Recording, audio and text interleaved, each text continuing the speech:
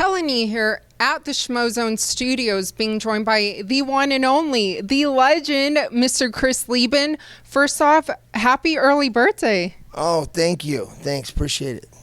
Any celebration plans or early celebrations since you're here in Las Vegas? Well, it's not my birthday, but... Not yet. July 21st, though. Yeah, I suppose. Oh, yeah, I guess it is coming up. Good job. Yeah, coming up pretty soon. I'm just happy I made it another year. I never planned to get past 30, so now I'm just trying to figure it out.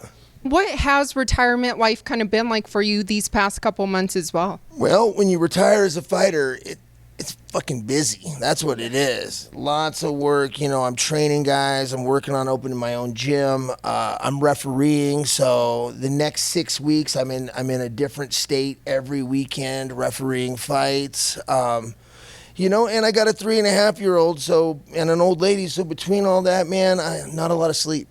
Yeah, definitely does not sound like it, and sounds like a lot of coffee or energy drinks indeed. But speaking of refereeing, what's that been like in that experience for you, kind of being on that side of the cage? I absolutely love it. I take it real serious. It's my opinion that a referee shouldn't be seen in the cage or in the ring until they absolutely need to be, till they need to stop. When I'm out there, it's about keeping the fighters safe, giving them every chance possible.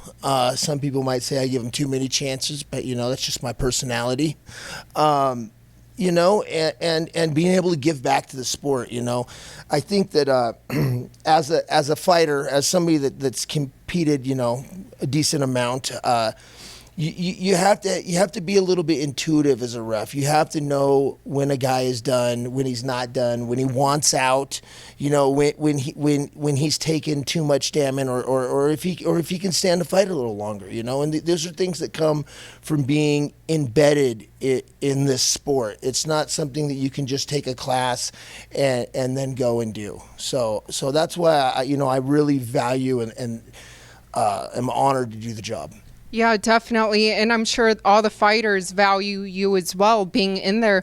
But do you have any plans or aspirations to maybe referee UFC fights since you fought in that promotion before? Absolutely. That's the goal. I've been reffing now for about 4 years. Unfortunately, COVID kind of sidelined my progress. So, right now I'm amateur in California, trying to work my way up to CSAC. Hopefully this year is my year. I'll go pro in California. I've got my pro card in a couple other states, and then, eventually it's every pro show, whatever show it is. But, obviously that includes UFC, Bellator, and all those. Definitely. And speaking of UFC, a big trilogy going down this weekend, UFC 264, Conor versus Dustin. What do you make of Conor's antics going into this trilogy, whereas in that rematch, he was portrayed more of a nice guy? Yeah, first off, I like them both. I like them both. I got a chance to hang out with Dustin at the BKFC not too long ago. Great guy. But what can you say, man? Conor sells tickets. He puts people in seats with everything he does. He does that part of the game better than anybody else out there. As far as the fight itself goes, he's got a tall order with Poirier, and I've learned never bet against Conor McGregor because I would never bet. But if I did, I would have lost my money a few times. Because he's got that luck of the Irish, man. You never know what's going to happen when that guy steps in. And looking at that welterweight division and that landscape, do you think that Colby Covington is most deserving of that rematch against Usman, or could it be a Stephen Thompson if he beats Gilbert Burns this weekend?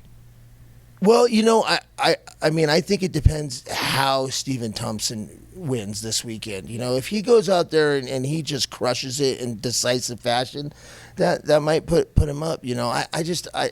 Kobe, love him. Again, there's another guy. He puts asses in seats. But I don't know if he's got what it takes to win that fight. Now, who's your favorite fighter to watch right now? Oh gosh, I got to be unbiased here. You know what I mean? Honestly, personally, I'm a huge fan of the heavyweight division. So Ngannou. I hope I'm pronouncing that right. Francis. Ngannou? Yeah, Ngannou. Fuck. It's okay. Because that's the baddest man on the planet. You know what I mean? That's the most power. That's the biggest, rawest dude out there. So, that's probably my favorite to watch. But they just made an interim heavyweight title fight between Derek Lewis and Cyril Gane. Do you think that was the right decision? These intern titles, it's, you can go both ways on them. You know what I mean? It's good. It's good for selling pay-per-views, I guess, so, yeah, I don't know. As a fighter, I'd probably say there's only one true champ. It's the way it's got to be. And lastly, I follow you on Twitter, and I see that Chael Sonnen's always sharing Chris Leben's stories. What's your favorite Chael Sonnen story? Oh, man, I got it. Well, I can probably say this now because Chael, I think, has come out and said it. Years ago, after practice, Chael and I were talking shit after practice, and he was like, I was telling him these stories about my family, 2 stories about my crazy Uncle Steve, and then Chael actually bought those stories from me. So he bought 2 stories, and I was broke. This is when I was an amateur, so he bought them at $100 a piece. And he said, this is the deal. These are my stories now, and you're never going to tell them again. I'll give you $100 each. I said, at that time, broke Chris Leben was like, absolutely, we'll take it. And so for years, Chael went and told these stories as his own. Because about his crazy stuff, my crazy uncle, and I just watch him tell these stories in interviews and shit and laugh. Yeah, it didn't bother me at all. You know what I mean? I made $100, so I think I still got the better, off my white trash family. So we'll take it. But I think he went out and told that. So I think that's a pretty funny thing that Chael did there. You should have gotten like royalties or something from it. Now I should. And for all your fans, what can they expect from you, and what would you like to let them know? Well, you know what? Just keep following me on social media. I think chrisleben.com is coming out in the next couple days because I'm planning on opening my own gym here in San Diego, California. So if you're in San Diego, come check me out. And then obviously, I'll be refereeing. I'm refereeing and coaching all the time. So I'm in Florida for the BKFC coming up August 23rd. Then I'm in Arkansas for some fights. Then back in California. So I'm staying busy.